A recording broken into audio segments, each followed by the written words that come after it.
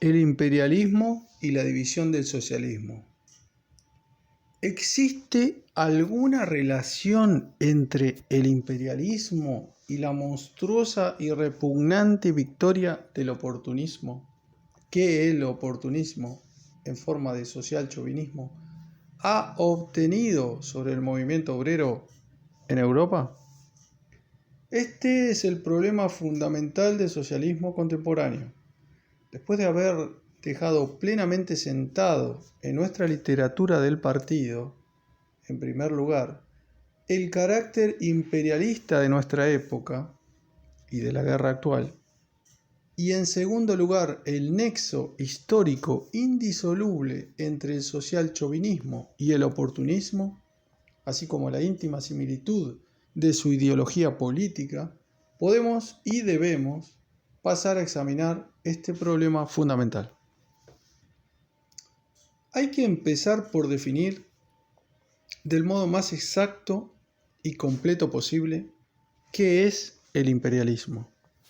El imperialismo es una etapa histórica específica del capitalismo. Su carácter específico tiene tres particularidades. El imperialismo es 1. Capitalismo monopolista. 2.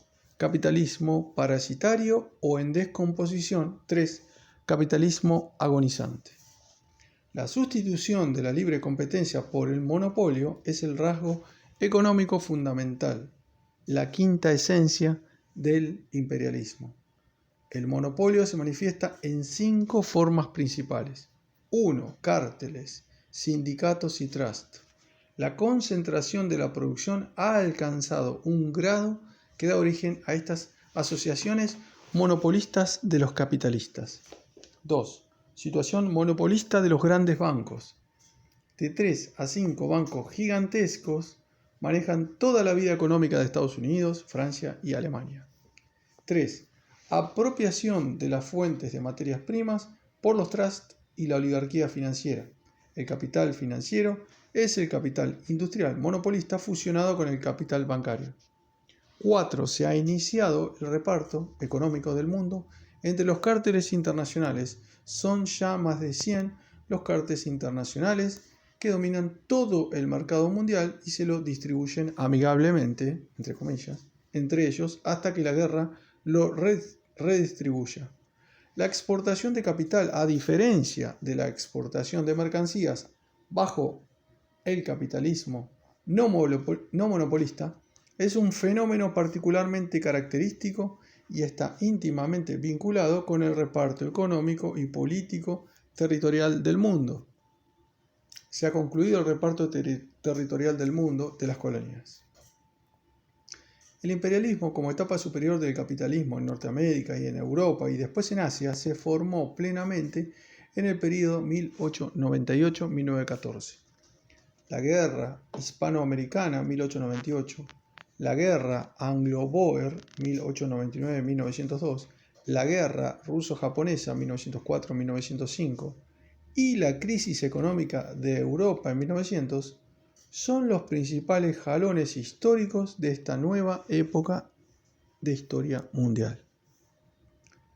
El hecho de que el imperialismo es capitalismo parasitario o en descomposición se manifiesta, en primer lugar, en la tendencia a la descomposición que es característica de todo monopolio bajo el sistema de propiedad privada de los medios de producción.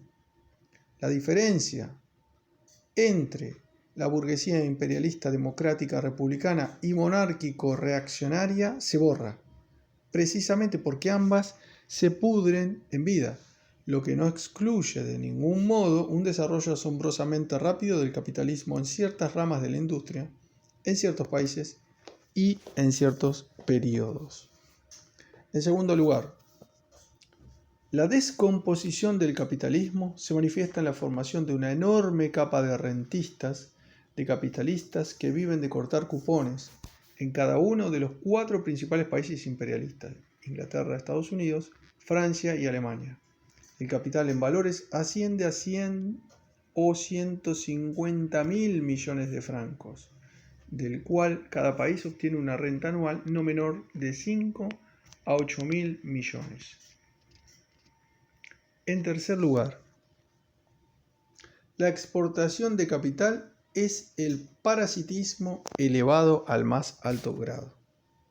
En cuarto lugar, el capital financiero tiende a la dominación y no a la libertad.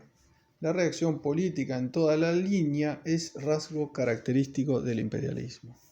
Venalidad, corrupción en proporciones gigantescas y toda clase de fraude. En quinto lugar, la explotación de las naciones oprimidas ligada indisolublemente con las anexiones y sobre todo la explotación de las colonias por un puñado de grandes potencias convierte cada vez más el mundo civilizado, entre comillas, en un parásito incrustado en el cuerpo de centenares de millones de hombres de los pueblos no civilizados. El proletario romano vivía a expensas de la sociedad. La sociedad actual vive a expensas del proletario moderno.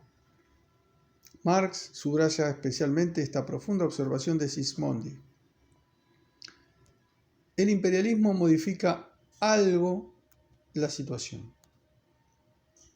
Una capa alta, privilegiada del proletariado de los países imperialistas vive en parte a expensas de centenares de millones de hombres de los pueblos no civilizados. Queda claro por qué el imperialismo es capitalismo agonizante, capitalismo en transición hacia el socialismo. El monopolio que nace del capitalismo es ya capitalismo agonizante, el comienzo de su tránsito al socialismo. La gigantesca socialización del trabajo realizada por el imperialismo, lo que sus apologistas, los economistas burgueses, llaman entrelazamiento, produce el mismo resultado. Al definir de este modo el imperialismo, nos colocamos en total contradicción con Kautsky, que se resiste a considerar el imperialismo como una etapa del capitalismo y lo define como una política preferida por el capital financiero, una tendencia de los países industriales a anexionarse los países agrarios. Desde el punto de vista teórico, la definición de Kautsky es completamente falsa. Lo que distingue al imperialismo es el dominio no del capital industrial, sino del capital financiero, la tendencia a anexionarse no solo países agrarios, sino toda clase de países. Kautsky separa la política imperialista de la economía imperialista, separa el monopolio en política del monopolio en economía, para preparar el terreno para su vulgar reformismo burgués, tal como el desarme, el ultraimperialismo y demás necedades por el estilo. El propósito y el significado íntegros de esta falsedad teórica consisten en disimular las contradicciones más profundas del imperialismo y justificar así la teoría de la unidad con los apologistas del imperialismo, los oportunistas y social-chauvinistas declarados. Hemos hablado bastante extensamente de la ruptura de Kautsky con el marxismo en este punto. En el socialdemócrata y en el comunista. Nuestros kautskyistas rusos, los partidarios del comité de organización, encabezado por Axelrod y Spectator, incluyendo hasta a Martov y en grado considerable a Trotsky, han preferido guardar un discreto silencio acerca del problema del kautskismo como tendencia. No se han atrevido a defender lo que Kautsky escribió durante la guerra, limitándose simplemente a elogiar a Kautsky, Axelrod en su folleto alemán que el comité de organización prometió publicar en ruso, o a citar las cartas privadas de Kautsky, Spectator, en las que afirma pertenecer a la oposición y trata jesuíticamente de invalidar sus declaraciones chauvinistas. Obsérvese que la concepción del imperialismo de Kautsky, que es equivalente a embellecer el imperialismo, es un retroceso, no solo comparado con el capital financiero de Hilferding, por mucho empeño que ponga Hilferding en defender a Kautsky y la unidad con los social-chauvinistas, sino también comparado con el social-liberal Hobson. Este economista inglés, que de ningún modo pretende ser marxista, define el imperialismo y pone de manifiesto sus contradicciones mucho más profundamente en un libro publicado en 1902. Veamos lo que dice Hobson, en cuyo libro podemos encontrar casi todas las vulgaridades pacifistas y conciliadoras de Kautsky sobre la muy importante cuestión del carácter parasitario del imperialismo. Dos circunstancias han debilitado, a juicio de Hobson, el poder de los viejos imperios: el parasitismo económico, 1. Y 2. La formación de ejércitos con hombres de los pueblos dependientes. La primera es la costumbre del parasitismo económico, mediante el cual el Estado dominante utilizó sus provincias, sus colonias y posesiones para enriquecer a su clase dirigente y para sobornar a sus clases inferiores y lograr su sumisión. Refiriéndose a la segunda característica, dice Hobson: uno de los síntomas más extraños de la ceguera del imperialismo, en boca del social liberal Hobson, esta cantinela sobre la ceguera de los imperialistas es más apropiada que el marxista Kautsky. Es la gran indiferencia con que Gran Bretaña, Francia y otras naciones imperialistas se embarcan en esta peligrosa dependencia. Gran Bretaña ha ido más lejos que ningún otro país. La mayor parte de las batallas que nos permitieron conquistar nuestro imperio de la India fueron libradas por naturales del lugar. En la India y últimamente en Egipto, oficiales ingleses comandan grandes ejércitos permanentes. Casi todas las batallas relacionadas con nuestras posesiones africanas, excepto en el sur, han sido libradas para nosotros por naturales. La perspectiva del reparto de China dio lugar a la siguiente apreciación económica de Hobson: la mayor parte de Europa occidental podría adquirir entonces el aspecto y el carácter que tienen actualmente algunas regiones en el sur de Inglaterra, en la Riviera y en lugares de turismo y residencias de Italia y de Suiza, pequeños grupos de aristócratas acaudalados que extraen dividendos y pensiones del lejano oriente, con un grupo algo más numeroso de empleados profesionales y comerciantes y un número más considerable de criados y de obreros del transporte y de la industria que trabajan en la terminación de los artículos más perecederos. Todas las ramas principales de la industria desaparecerían y los productos alimenticios fundamentales, los artículos semifacturados, afluirían de Asia y de África como tributo. Hemos indicado la posibilidad de una alianza aún más amplia de los estados occidentales, una federación europea de grandes potencias que, lejos de hacer avanzar la causa de la civilización mundial, podría presentar el peligro gigantesco de parasitismo occidental, un grupo de naciones industriales avanzadas cuyas clases superiores percibirían inmensos tributos de Asia y de África, por medio de los cuales mantendrían a grandes masas domesticadas de empleados que ya no están ocupados en la producción agrícola e industrial fundamental, sino en servicios personales o trabajos industriales secundarios, bajo el control de una nueva aristocracia financiera. Que quienes se aprestan a desconocer esta teoría debería haber dicho, perspectiva, por no considerarla digna de atención, examinen las condiciones económicas y sociales de las regiones del sur de Inglaterra hoy día que se hallan ya en esta situación, y que reflexionen en las enormes proporciones que podría adquirir dicho sistema si China fuera sometida al control económico de grupos similares de financistas, de inversores, rentistas, de funcionarios políticos y funcionarios del comercio y la industria que extraerían beneficios de la más grande reserva potencial que jamás ha conocido el mundo para consumirlos en Europa. Naturalmente, la situación es demasiado compleja, el juego de las fuerzas mundiales es demasiado difícil de calcular para que resulte muy probable esta u otra interpretación unilateral del futuro, pero las influencias que rigen hoy el imperialismo de Europa occidental se orientan hacia esa dirección y, si no encuentran resistencia, si no son desviadas, orientarán en ese sentido la consumación del proceso. El social liberal Hobson no alcanza a ver que esa resistencia solo puede oponerla el proletariado revolucionario y solo en forma de una revolución social. Por algo es social liberal.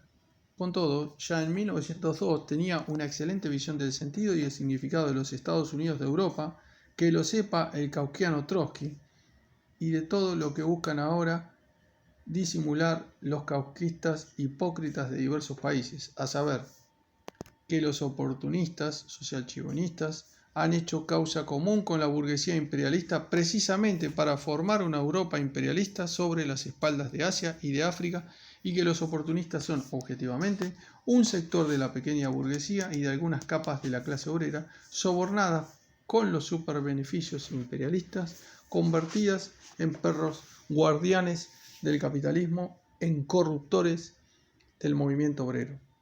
Tanto en artículos como en resoluciones de nuestro partido hemos señalado reiteradamente ese nexo económico, el más profundo, entre la burguesía imperialista y el oportunismo, que ha triunfado por mucho tiempo en el movimiento obrero. De ello deducíamos, entre otras cosas, que el rompimiento con el social-chauvinismo era inevitable. Nuestros kauskianos prefirieron eludir el problema. Martov, por ejemplo, en sus conferencias, recurrió al empleo de un sofisma expresado del modo siguiente en la Izvestia del Secretariado en el extranjero del Comité de Organización del Partido Obrero Socialdemócrata Ruso, número 4 del 10 de abril de 1916. La causa de la socialdemocracia revolucionaria estaría en una situación muy triste, incluso desesperada, si esos grupos de obreros, que por su desarrollo intelectual son los que más cerca están de la inteligencia y que son los más calificados, la abandonaran fatalmente y se pasaran al oportunismo. Por medio de la tonta palabra fatalmente y un poco de prestidigitación se elude el hecho de que ciertos grupos de obreros se han pasado ya al oportunismo y a la burguesía imperialista. Y este es el hecho que querían eludir los sofistas del comité de organización. Ellos se limitan al optimismo oficial del que ahora alardean tanto el kauskiano Hilferding como muchos otros, diciendo que las condiciones objetivas garantizan la unidad del proletariado y el triunfo de la tendencia revolucionaria. Nosotros, en verdad, dicen ellos, somos optimistas respecto del proletariado. Pero en realidad todos estos kauskianos, Hilferding, los partidarios del comité de organización, Martov y compañía, son optimistas respecto del oportunismo. Este es el fondo de la cuestión. El proletariado es la criatura del capitalismo, pero del capitalismo mundial, y no solo del capitalismo europeo o del capitalismo imperialista. En escala mundial, 50 años antes o 50 años después, medido en escala mundial, esto es secundario, el proletariado naturalmente estará unido, en sus filas triunfará inevitablemente la socialdemocracia revolucionaria.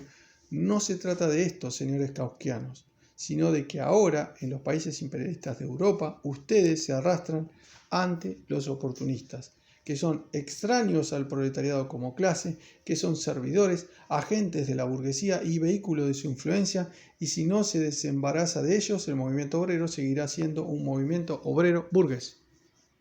La prédica de ustedes sobre la unidad con los oportunistas, con los Legien y los David, los Plejanov y los Chenkeli, los Potresov, etc., es objetivamente la defensa de la esclavización de los obreros por la burguesía imperialista con la ayuda de sus mejores agentes en el movimiento obrero.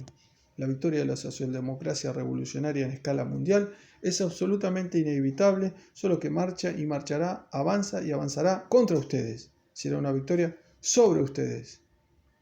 Estas dos tendencias, incluso diríamos estos dos partidos, en el movimiento obrero contemporáneo, que tan claramente se separaron en todo el mundo en 1914 y 1916, fueron observadas por Engels y Marx en Inglaterra durante varias décadas, aproximadamente entre 1858 y 1892. Ni Marx ni Engels vivieron para ver la época imperialista del capitalismo mundial, que solo se inició entre 1898 y 1900. Pero fue un rasgo particular de Inglaterra que incluso a mediados del siglo XIX revelara por lo menos dos importantes rasgos distintivos del imperialismo. 1. Inmensas colonias y 2. Beneficios monopolistas debido a su situación monopolista en el mercado mundial.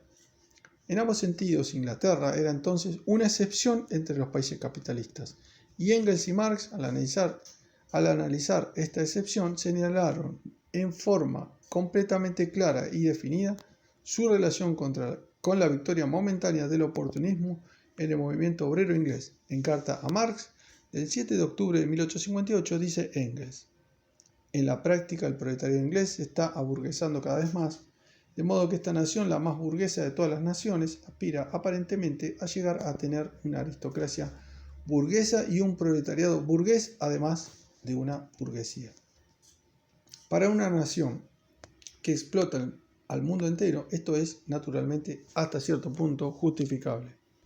En carta a Sorge, del 21 de septiembre de 1872, Engels le comunica que Hales armó un gran escándalo en el Consejo Federal de la Internacional y logró un voto de censura contra Marx por haber dicho que los dirigentes obreros ingleses se han vendido. Marx escribía a Sorge el 4 de agosto de 1874. Por lo que respecta a los obreros urbanos de aquí, Inglaterra, es lamentable que toda la pandilla de dirigentes no haya entrado en el Parlamento. Habría sido el camino más seguro para librarse de todos. En carta a a Marx del 11 de agosto de 1881, Engels habla de las peores trade unions inglesas que permiten ser dirigidas por hombres vendidos a la burguesía o cuando menos pagados por ella. En carta a Kautsky del 12 de septiembre de 1882, Engels decía: usted me pregunta qué piensan los obreros ingleses de la política colonial. Pues exactamente lo mismo que piensan acerca de la política en general. Aquí no hay partido obrero, solo hay conservadores y radicales liberales, y los obreros participan alegremente en el festín del monopolio inglés sobre el mercado mundial y el colonial. El 7 de diciembre de 1889, Engels escribía a Sorge: lo más repugnante aquí en Inglaterra es la respetabilidad burguesa que ha calado hasta los huesos en los obreros. Incluso a Thomas Mann, a quien considero el mejor de ellos, le encanta comentar que almorzará con el alcalde de Londres. Si se compara esto con los franceses, se comprende para qué sirve después de todo una revolución. En una carta del 19 de abril de 1890, pero el movimiento de la clase obrera en Inglaterra avanza bajo la superficie, abarca sectores cada vez más amplios, en su mayoría pertenecientes a la hasta ahora inactiva capa inferior, la cursiva de Engels, y no está lejano el día en que esta masa se encuentre a sí misma, en que se dé cuenta de que ella es precisamente esa colosal masa en movimiento. El 4 de marzo de 1891, el fracaso del frustrado sindicato de portuarios, las viejas trade unions conservadoras, ricas y por consiguiente cobardes, quedan solas en el campo de batalla. El 14 de septiembre de 1891, en el Congreso de Newcastle de las trade unions, los viejos trade unionistas que estaban en contra de la jornada de 8 horas fueron derrotados. Y los periódicos burgueses reconocen la derrota del Partido Obrero Burgués. Toda la cursiva es de Engels. Que estas ideas, repetidas por Engels durante décadas enteras, también fueron expresadas por él públicamente en la prensa, lo prueba su prólogo a la segunda edición de La situación de la clase obrera en Inglaterra, 1892. Habla aquí de una aristocracia entre la clase obrera, de una minoría privilegiada de obreros, a diferencia de la gran masa obrera. Una pequeña minoría privilegiada y protegida de la clase obrera fue la única beneficiada permanentemente por la situación privilegiada de Inglaterra entre 1848 y 1868, mientras que el grueso de la clase obrera, en el mejor de los casos, solo gozó de mejoras momentáneas. Con la quiebra de este monopolio industrial de Inglaterra, la clase obrera inglesa perderá esa situación privilegiada. Los miembros de los nuevos sindicatos, los sindicatos de los obreros no calificados, tenían la enorme ventaja de que su mentalidad era campo virgen, absolutamente libre de los respetables prejuicios burgueses heredados que perturbaban la mente de los viejos sindicalistas mejor ubicados. Los llamados representantes obreros en Inglaterra son personas a quienes se les perdona que pertenezcan a la clase obrera porque a ellos mismos les gustaría ahogar su condición de obreros en el océano de su liberalismo. Hemos citado deliberadamente las declaraciones directas de Marx y Engels en forma bastante extensa para que el lector pueda estudiarlas en conjunto. Y deben ser estudiadas, merecen ser consideradas con gran atención, porque son el eje de la táctica en el movimiento obrero dictada por las condiciones objetivas de la época imperialista. También aquí Kautsky ha tratado de salirse por la tangente y de reemplazar el marxismo por una conciliación sentimental con los oportunistas, en polémica con los social imperialistas declarados ingenuos, como Lensch, que justifican la participación de Alemania en la guerra como medio de destruir el monopolio de Inglaterra. Kautsky corrige esta evidente falsedad con otra falsedad no menos evidente. En lugar de una falsedad cínica, emplea una falsedad suave. El monopolio industrial de Inglaterra, dice, hace tiempo que se ha quebrado, hace tiempo que está destruido y por lo tanto no queda nada por destruir. ¿Por qué es falso este argumento? En primer lugar, porque hace caso omiso del monopolio colonial de Inglaterra. Y Engels, como hemos visto, ya en 1882, hace 34 años, lo señalaba con toda claridad. Aunque el monopolio industrial de Inglaterra pudiera ser destruido, su monopolio colonial no solo sigue existiendo, sino que se ha acentuado extraordinariamente porque todo el mundo está ya repartido. Por medio de esta suave mentira, Kautsky hace pasar de contrabando la idea pacifista burguesa y pequeño burguesa oportunista de que no hay motivos para una guerra. Por el contrario, los capitalistas no solo tienen ahora motivos para desatar una guerra, sino que no pueden dejar de hacerlo si quieren preservar el capitalismo, porque sin un nuevo reparto violento de las colonias, los nuevos países imperialistas no pueden obtener los privilegios de que disfrutan las potencias imperialistas más viejas y más débiles. En segundo lugar, ¿por qué el monopolio de Inglaterra explica el triunfo momentáneo del oportunismo en Inglaterra? Porque el monopolio rinde superbeneficios, es decir, un excedente de beneficios por encima de los beneficios capitalistas normales y ordinarios en todo el mundo. Los capitalistas pueden destinar una parte, y no solo una pequeña parte, de estos superbeneficios al soborno de sus propios obreros, a crear algo así como una alianza, recuérdese, las famosas alianzas de las tres uniones inglesas con los patrones descritas por Webb entre los obreros de un país dado y sus propios capitalistas contra los demás países. A fines del siglo XIX el monopolio industrial de Inglaterra estaba ya destruido. Esto es indiscutible, pero ¿cómo se produjo esa destrucción? ¿Desapareció todo el monopolio? Si así fuera, la teoría de Kautsky de la conciliación con el oportunismo estaría hasta cierto punto justificada, pero no es así. Y precisamente este es el problema. El imperialismo es capitalismo monopolista. Cada cártel, cada trust, cada sindicato, cada banco gigantesco es un monopolio. Los superbeneficios no han desaparecido, sino que aún continúan. La explotación de todos los otros países por un país privilegiado financieramente rico continúa y se ha intensificado. Un puñado de países ricos, que son solo 4, si hablamos de riqueza moderna, independiente, realmente gigantesca, Inglaterra, Francia, Estados Unidos y Alemania, han desarrollado los monopolios en vastas proporciones, obtienen centenares si no miles de millones de superbeneficios, viven a costilla de centenares y centenares de millones de hombres de otros países y luchan entre sí por el reparto de un botín particularmente abundante, particularmente suculento y particularmente fácil. Esta es, en realidad, la esencia económica y política del imperialismo, cuyas profundas contradicciones Kautsky oculta en vez de ponerlas al descubierto. La burguesía, una gran potencia imperialista, puede económicamente sobornar a las capas superiores de sus obreros, destinando a ello alrededor de un centenar de millones de francos al año, pues sus superbeneficios se elevan probablemente a cerca de 1.000 millones. ¿Y cómo se reparte esta pequeña limona entre los ministros obreros? Los diputados obreros, recuérdese el espléndido análisis que hace Engels de este concepto, los miembros obreros de los comités de industria de guerra, los funcionarios obreros, los obreros pertenecientes a estrechos gremios de artesanos, los empleados, etcétera, etcétera, eso es cuestión secundaria. Entre 1848 y 1868, y en cierta medida aún después, Inglaterra era el único país monopolista. Por eso, durante décadas pudo triunfar allí el oportunismo. Ningún otro país poseía riquísimas colonias o un monopolio industrial. El último tercio del siglo XIX señaló la transición a la nueva época, la época imperialista. El capital financiero, no solamente de una gran potencia, sino de varias, aunque muy pocas, se beneficia con el monopolio.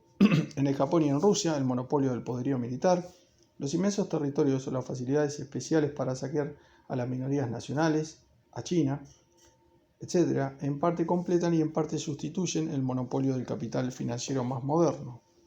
Esta diferencia explica por qué la situación monopolista de Inglaterra pudo permanecer indiscutida durante decenas de años. El monopolio del capitalismo financiero moderno les es furiosamente disputado. Ha comenzado la época de las guerras imperialistas. En aquel entonces era posible sobornar y corromper durante décadas a la clase obrera de un país. Ahora esto es difícil, si no imposible. Pero por otro lado, cada gran potencia imperialista puede sobornar y soborna a capas más reducidas que en Inglaterra, entre 1848 y 1868, de la aristocracia obrera. Antes, un partido obrero burgués, para usar la expresión admirablemente profunda de Engels, podía surgir solo en un país, puesto que era el único que disponía del monopolio. Ahora, un partido obrero burgués es inevitable y típico de todos los países imperialistas, pero teniendo en cuenta la desesperada lucha de estos por el reparto del botín, es difícil que semejante partido prevalezca durante mucho tiempo en una serie de países, pues los trusts La oligarquía financiera, los altos precios, etc., mientras permiten el soborno de un puñado de las capas superiores, oprimen, subyugan, arruinan y torturan de más en más a la masa de proletarios y semiproletarios.